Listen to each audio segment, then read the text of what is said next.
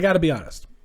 I am like everybody else, like every other NFL fan, that when their team doesn't make a play or doesn't make a key free agent signing or whatever it is, I freak out. Sorry, that won't happen again.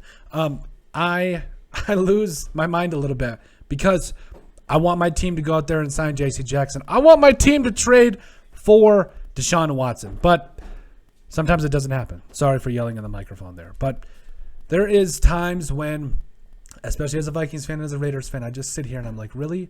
Like, we are in a spot where we didn't do anything. Like the Vikings, they made a couple of signings, which were, we outlined a little bit earlier. But overall, the Raiders are just sitting there, and I have to be honest with you. A couple of people in my comment section, they brought me back to the light. They brought me back to earth, so that way I could breathe and calm down, because it's very seldom that the winners in free agency actually go on to win a Super Bowl. I think there's 100% truth in that, because at the end of the day, if you're like the Jacksonville Jags, and don't get me wrong, I like Zay Jones. I think he's going to be a very good number 3 wide receiver in this league, possibly a number 2. But 3 years, $30 million, like, that's just unnecessary, because this is one of the deepest drafts for wide receiver that we've seen. Like, these last 3 drafts have been insane.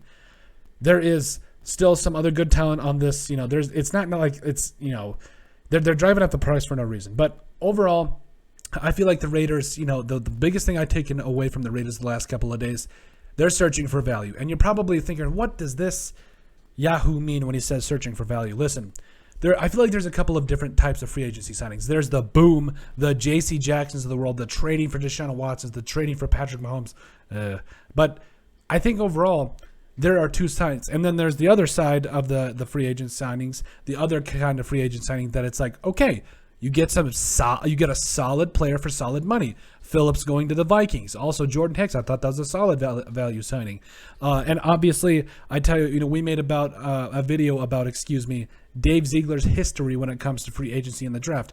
And go back and watch that video, because the man really does, when he was in charge of personnel, when he was in charge of player personnel and all of that, they looked for value. That's exactly what the Patriots did.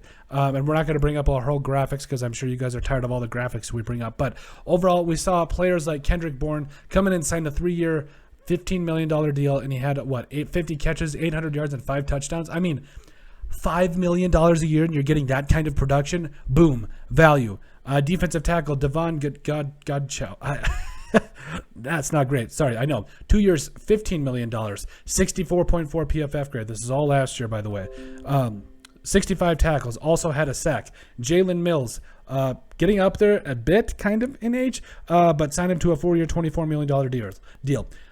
For $6 million a year, they got a corner that was a better than average graded corner at a 67.5 PFF grade.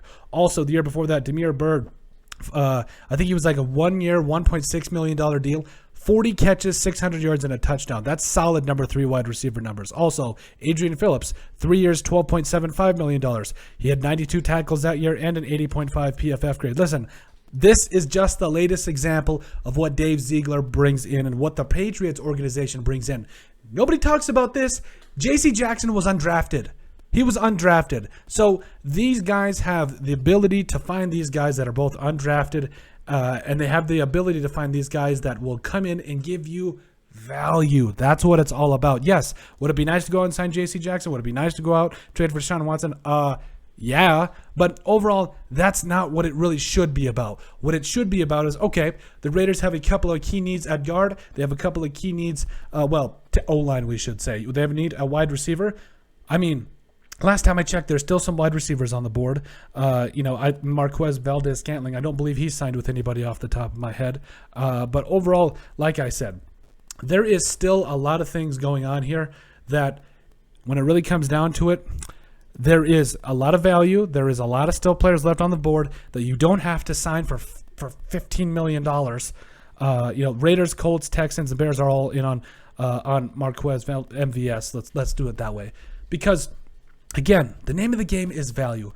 MVS with Hunter Renfrow, Darren Waller, all those guys. This is just an example, but there are solid wide receivers still in play here. And if you guys would like, we can make a video about the players still on the board for the Raiders that they could sign and get some serious value for. Because, again, at the end of the day, it's not about those big name signing. Yes, those are nice, but free agency in my mind is about filling those holes with players that have impacts for more than just a couple seasons.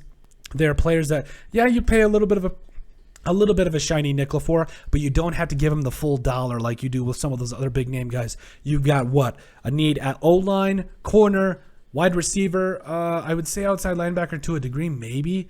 So if you can find 2, maybe 3 guys, in that $4 to $8 million range, I mean, then you go into the draft with 1, maybe 2 needs, and you've got 7 picks to address it. And then those first 3 picks, it's the best case scenario if you guys get immediate contributors. Now, it's the goal, don't get me wrong, but if you fill 3 to 4 of these needs and you leave the draft and where you need to only fill 1 or 2 of them, and you've got the first 3 rounds, which are guys that usually you think will make an impact, come on, because then after that, it's drafting for value, which BPA, oh, you love it. BPA, you love it because, how it all lines up. Usually, if BPA lines up with the team need, you love it. You absolutely love it. So this is it's not over yet because the Las Vegas Raiders, I truly believe they are searching for value that is going to help their team for the long term. That's going to help their team for the best overall value. It's like when I talk about value, it's like going out and getting 5 dozen eggs for 50 cents, or what is it? Gold Standard